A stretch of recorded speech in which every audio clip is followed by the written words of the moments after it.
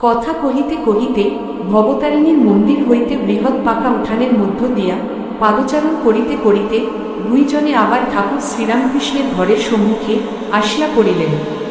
এবার দেখিলেন ঘরের দ্বার দেওয়া, এইমাত্র ধুনা দেওয়া হইয়াছে। মাস্টার ইংরাজি পড়িয়াছেন, ঘরে হঠাৎ প্রবেশ করিতে পারিলেন না। দ্বারদেশে বৃন্দে দাঁড়াইয়াছিল। বৃন্দে মানে হল ঝি। বৃন্দেকে জিজ্ঞাসা করিলেন, আগা, সাধুটি কি এখন ঘরের ভিতর আছেন? বৃন্দে বললেন, হ্যাঁ, এই ঘরের ভিতর আছেন। মাস্টার জিজ্ঞাসা করিলেন, ইনি এখানে কতদিন আছেন? বৃন্দে বললেন, তা অনেক দিন আছেন। মাস্টার কহিলেন, আচ্ছা, ইনি কি খুব বই টই পড়েন? বৃন্দে বললেন, আর বাবা বই টই সব ওর মুখে। মাস্টার সবে পড়াশোনা করে এসেছেন। ঠাকুর শ্রীরামকৃষ্ণ বই পড়েন না শুনে আরও অবাক হলেন। মাস্টার বললেন, আচ্ছা, ইনি বুঝি এখন সন্ধ্যা করবেন, আমরা কি এ ঘরের ভিতর যেতে পারি? তুমি একবার খবর দিবে? বৃন্দে বললেন, তোমরা যাও না বাবা, গিয়ে ঘরে বসো। তখন তাহারা ঘরে প্রবেশ করিয়া দেখেন ঘরে আর অন্য কেহ নাই। ঠাকুর শ্রীরামকৃষ্ণ ঘরে একাকী তক্তপোষের উপর বসিয়া আছেন। ঘরে ধুনা দেওয়া হইয়াছে ও সমস্ত দরজা বন্ধ। মাস্টার প্রবেশ করিয়া বদ্ধাঞ্জলি হইয়া প্রণাম করিলেন। ঠাকুর শ্রীরামকৃষ্ণ বসিতে অনুজ্ঞা করিলে তিনিও সিধু মেঝেতে বসিলেন।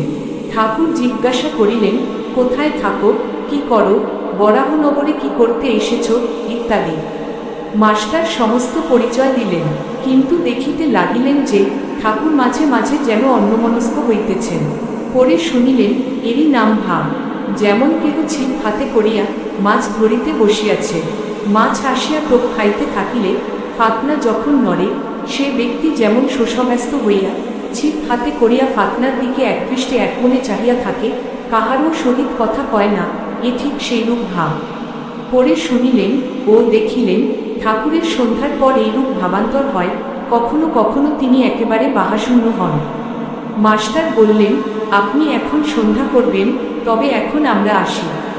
শ্রীরামকৃষ্ণ ঠাকুর ভাবাস্থ অবস্থায় বললেন, না, সন্ধ্যা তা এমন কিছু নয়। আর কিছু কথাবার্তার পর মাস্টার প্রণাম করিয়া বিদায় গ্রহণ করিলেন। ঠাকুর বলিলেন, আবার এসো।